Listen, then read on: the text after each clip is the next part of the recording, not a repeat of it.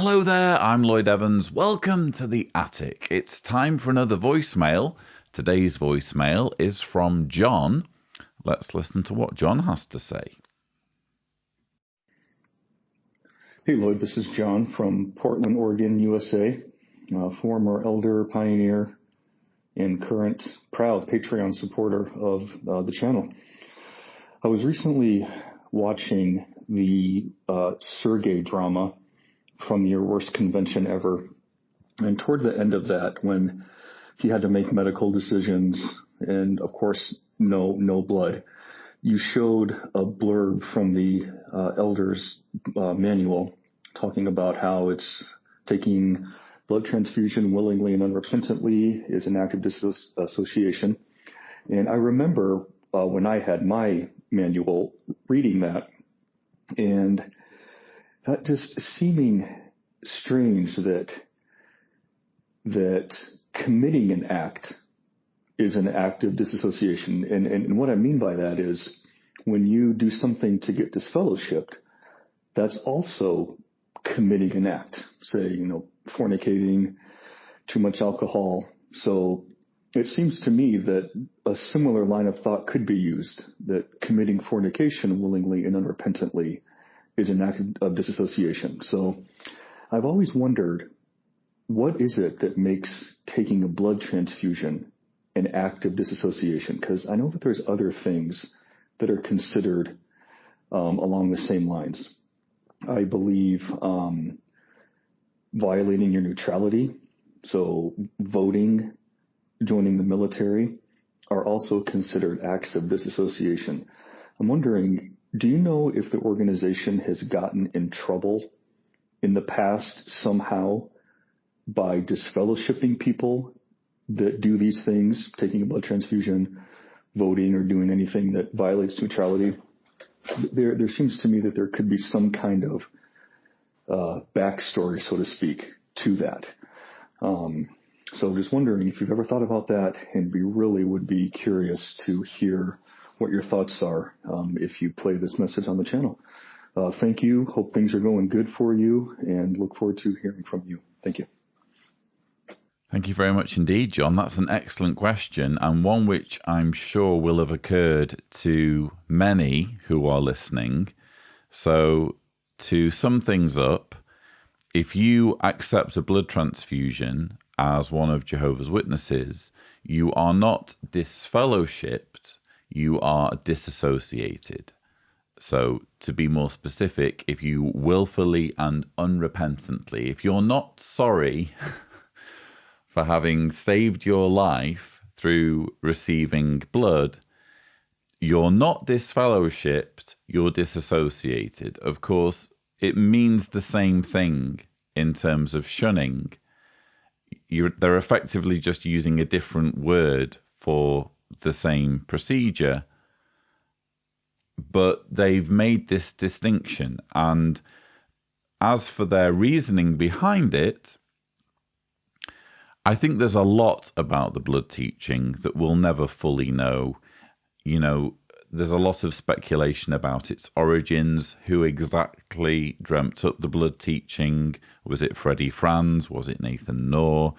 What were their motives? What was their reasoning in coming up with the teaching?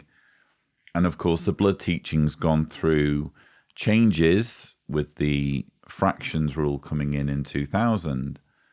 So there'll have been all sorts of conversations going on behind closed doors regarding, these little tweaks and changes and coming up with the teaching to begin with. We just don't know, do we? We don't know exactly what the reasoning is behind them, for example, saying, well, we don't want to make this a disfellowshipping thing, we want to make it a disassociating thing.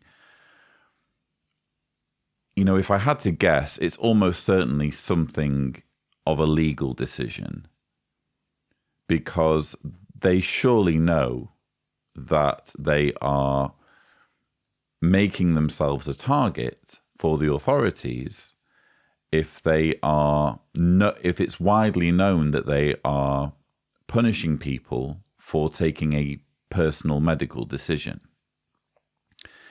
at least with disassociation, the matter becomes a little bit more blurry, and they can say, well, it's not that we've chucked them out, it's just that they've indicated through their actions that they're no longer Jehovah's Witnesses. So it's a technicality, isn't it? I think that it's almost certainly a legal motivation. You know, whether it boils down to a specific case or series of cases, or whether it's a proactive measure they've taken to protect themselves legally, again, you'd have to ask the people who were actually involved in making these decisions, which probably we'll never be able to do. But the very least you can say regarding this essentially hair splitting is that it's entirely arbitrary, isn't it?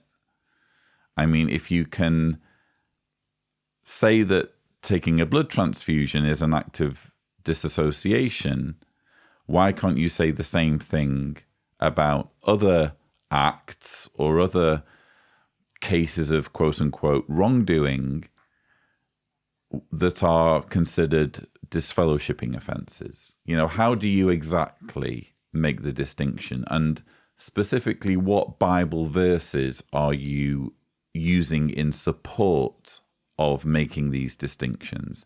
And I think that's one of the most alarming things, you know, when you do read the Shepherd book. I mean, the Shepherd book is like a horror show, isn't it? It's just this dystopian nightmare from beginning to end. But one of the things that you do notice when you're reading through all of these various rules and restrictions that the average Jehovah's Witness doesn't know anything about, you notice, quite frankly, the shortage of Bible verses. I mean, there are Bible verses quoted here and there, but on this and other instances where they really should have a scripture backing up their thinking, they just don't even try. They don't even try to come up with a scriptural precedent because they've just thought it up themselves. It is entirely arbitrary. And I think that should say everything. It speaks volumes, in my opinion, about how man-made it all is. And apart from anything else, one of the reasons why I wanted to play this message, I mean, it's a great question, and it's worthy of highlighting, but I wanted to play this message just to drive home the fact, more than anything, that whether you call it disassociating or disfellowshipping, this is an act of punishment. I mean, you can dress it up in whatever language you want. You can use whatever hair-splitting reasoning you like when it comes to saying, oh, well, they've indicated that they no longer want to be Jehovah's Witnesses.